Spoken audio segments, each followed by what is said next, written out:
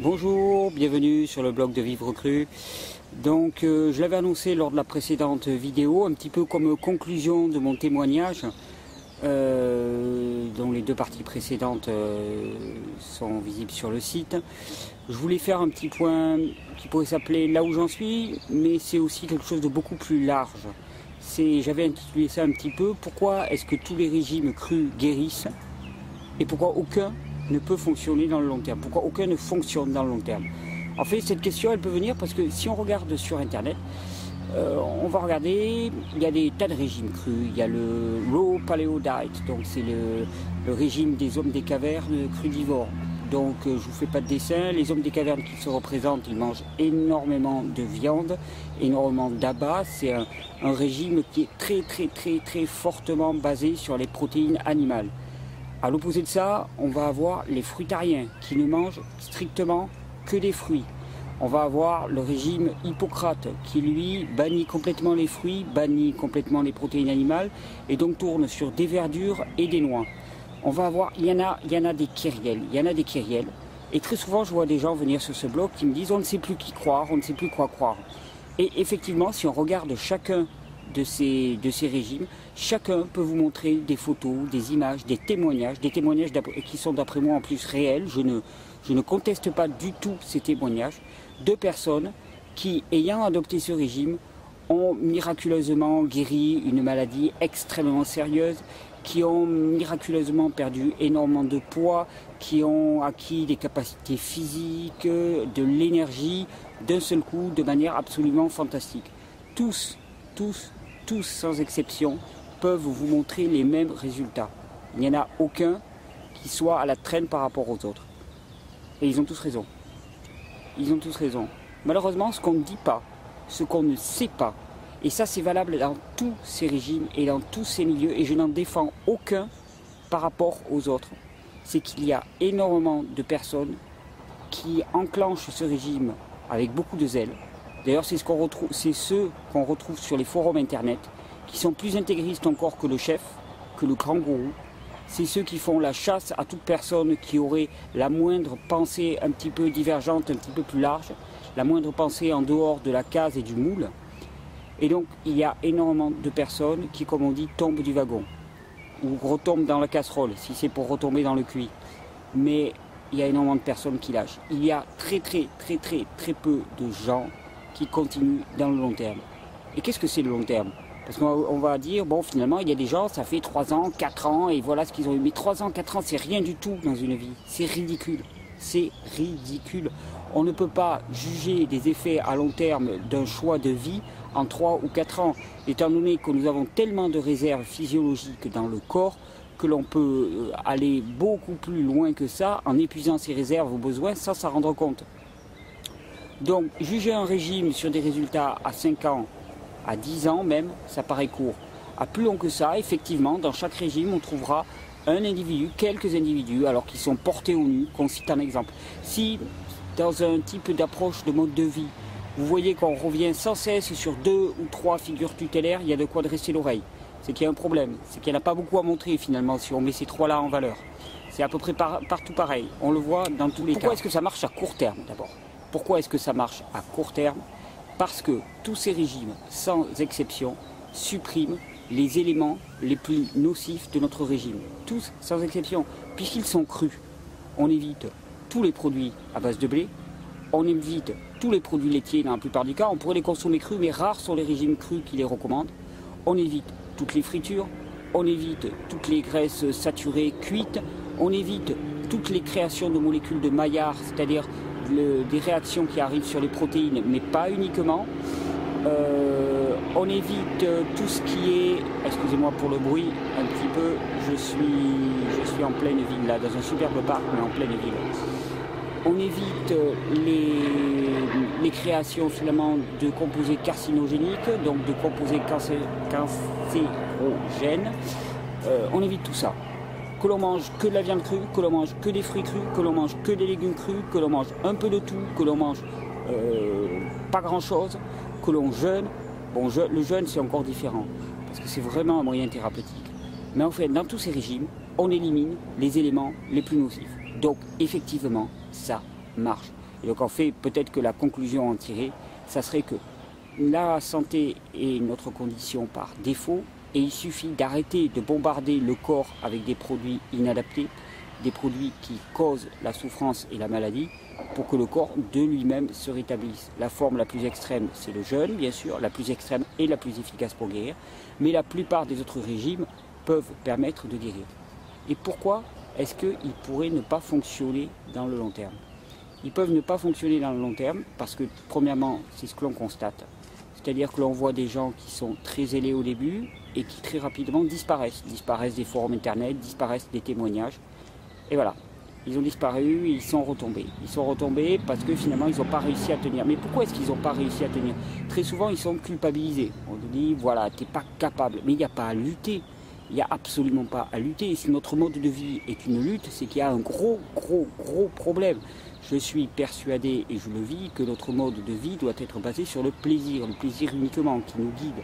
Le plaisir est le signal d'une action juste, c'est le témoignage d'une action juste. Donc, si les gens se cassent la gueule, ne restent pas dans un régime dont ils croyaient qu'ils allaient leur sauver la vie et qu'ils allaient durer leur vie durant, c'est bien qu'il y a des raisons. Ces raisons, elles sont simples. C'est qu'un corps, les besoins du corps évoluent sans cesse. Ils évoluent sans cesse.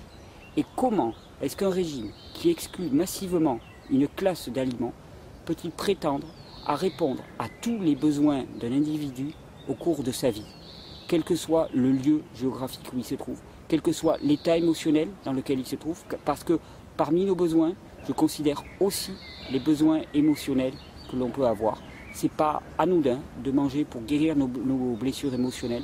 Si on en est conscient, je ne considère pas ça comme quelque chose de grave, c'est un pis-aller. On sait que c'est temporaire.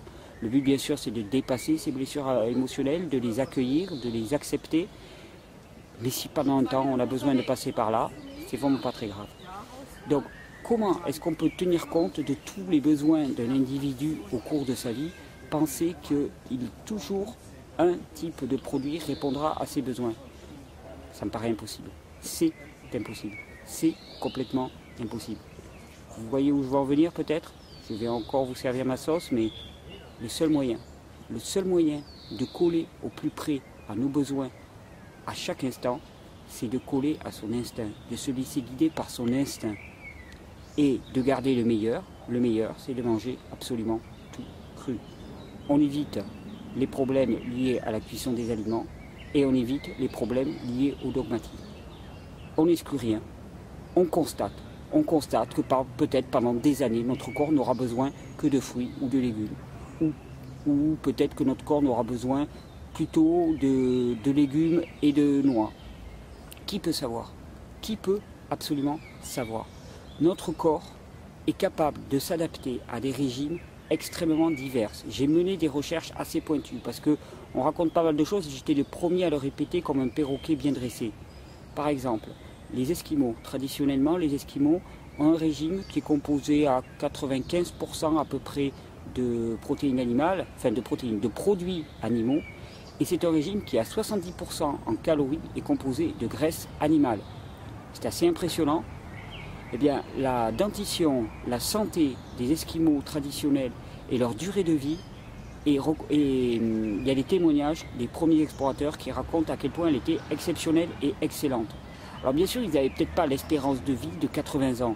Mais alors, ça c'est un argument qui est très souvent donné pour décrier leur façon de se nourrir. Mais ça paraît un petit peu ridicule vu les conditions climatiques auxquelles ils étaient soumis. Et déjà vivre 50 à 60 ans dans des conditions pareilles, avec à l'époque très peu de matériel de protection, ils n'utilisaient que des peaux pour se protéger, c'est quand même assez exceptionnel. Et de la même manière, on montre que des peuplades vivant uniquement quasiment de fruits sous les tropiques avaient aussi des longévités, des états de santé assez parfaits. Ce qui est intéressant à voir, la puce à l'oreille m'a été donnée aussi par un ami particulièrement qui m'a raconté qu'il vit dans la forêt amazonienne et que par exemple les saisons des fruits, il me disait les fruits qu'on trouve à l'état sauvage dans la forêt amazonienne de manière assez courante, en tout cas il y a des grandes saisons pour ça, ce sont des fruits de type qui ressemblent un petit peu au durian, je veux dire au niveau composition, pas du tout au niveau goût. Je pourrais même plus vous dire les noms parce qu'ils sont absolument extraordinaires, mais je ne m'en souviens pas. Mais ce sont des fruits qui sont fortement concentrés en matière grasse, qui contiennent aussi des sucres et qui contiennent aussi des protéines, mais en tout cas pas le modèle du fruit juteux. Et il me disait, en tant que provocation, tu veux que je fasse comment mon mouton 90-10 quand dans la forêt il n'y a que ça à manger? Je vais aller acheter des papayes au marché local où je vais les faire importer sous prétexte que ma forêt ne me donne pas du 90-10. Et effectivement, sa remarque elle est très pertinente. Les animaux dans la nature, les primates et l'homme qui vivait dans la nature étaient soumis à des saisons. Il y avait des saisons où il y avait abondance de fruits et à ce moment-là il était certainement fruitarien total puisqu'il se gorgeait de fruits et s'en régalait. Il y avait des moments où il y en avait beaucoup moins et il fonctionnait sur les feuilles et peut-être un apport en protéines animales. Il y avait des moments où il y avait tel type de fruits, il y avait des moments où il y avait tel type de fruits et chaque fois il s'adaptait. Il s'adaptait avec son instinct mais il s'adaptait aussi fortement avec les contraintes.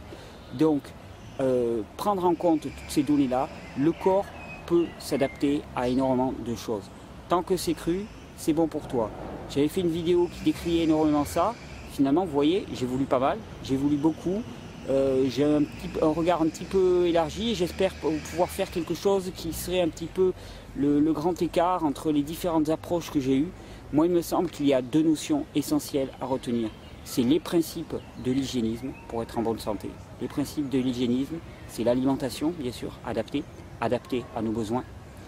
Mais c'est aussi le sommeil, l'exercice physique qui est extraordinairement primordial.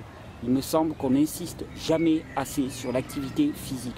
L'activité physique est ce qui permet à nos organes de fonctionner de manière normale. Ça ne sert à rien de se prendre la tête à manger de manière exemplaire, entre guillemets, pour ne pas bouger de la journée devant son ordinateur. Ça ne pourra pas marcher. Si on ne respecte pas le sommeil, l'exercice physique, la vie au grand air, qui sont des minimums en même temps que la nourriture, c'est comme avoir une chaise, on va avoir un superbe pied de chaise, mais il manque les trois autres. C'est absolument ridicule.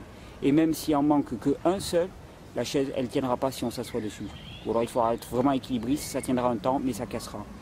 Alors pourquoi est-ce que les régimes fonctionnent à court terme? Parce qu'ils sont crus, ils excluent tous les aliments qui finalement sont destructeurs, qui sont anti-génétiques, qui sont contraires à notre génétique humaine, qui ne sont pas appropriés à notre alimentation.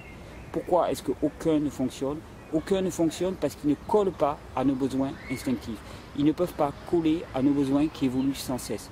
Je ne sais pas ce que je vais manger ce soir. Je ne sais pas quelle va être mon activité ce soir. Je ne sais pas combien de temps je vais dormir ce soir.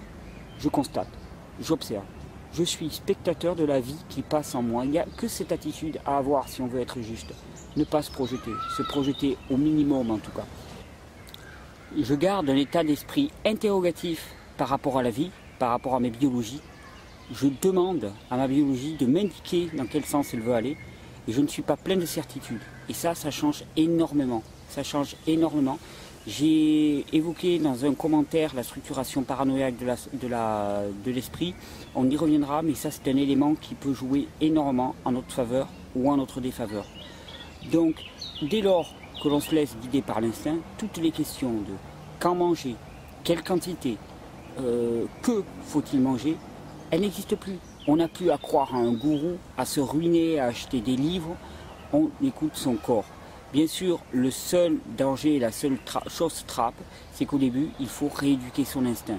Au début, il faut quelques règles pour apprendre un petit peu à refonctionner avec son instinct, parce que ce n'est pas spontané pour la plupart d'entre nous.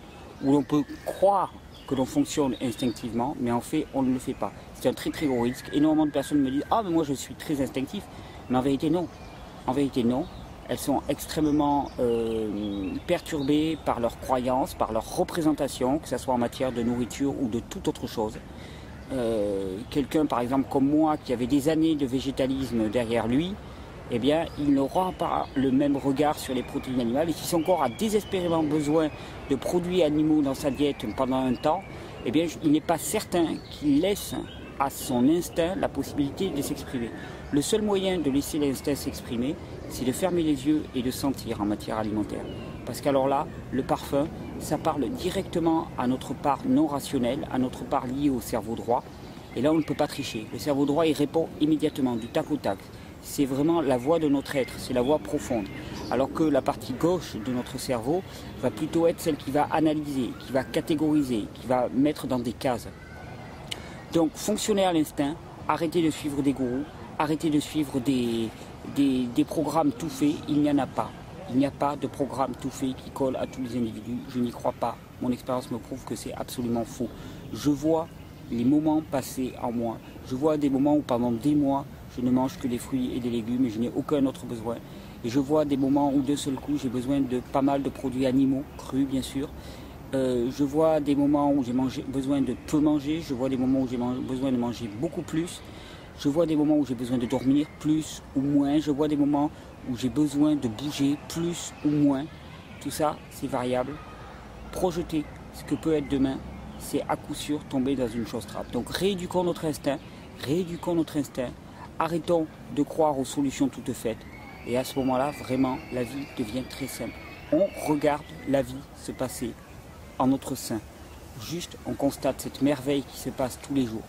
Cette palpitation, ce mouvement, c'est quelque chose d'absolument extraordinaire. Enfin, moi, ça me ravit. Ça m'émeut même. Ça m'émeut énormément. Je suis souvent très, très ému à voir comment mes besoins, comment les nécessités de mon corps évoluent. Et à partir de là, la vie se déroule très, très simplement. Extrêmement simplement. C'est vraiment pas compliqué. C'est absolument pas compliqué. Je vous souhaite à tous cette extraordinaire simplicité. Et à bientôt sur les vidéos de Vivre Cru. Luna, día pena. Hoy me levanto sin razón. Hoy me levanto y no quiero. Hoy día luna, día pena. Hoy día luna, día pena. Hoy me levanto sin razón. Hoy me levanto y no llego a ninguna destinación. Arriba la luna, oea. Arriba la luna, oea. Hoy día luna, día pena. Hoy me levanto sin razón. Hoy me levanto y no quiero. Hoy día luna, día muero. Arriba la luna, oea. Arriba la luna, oea. Arriba la luna.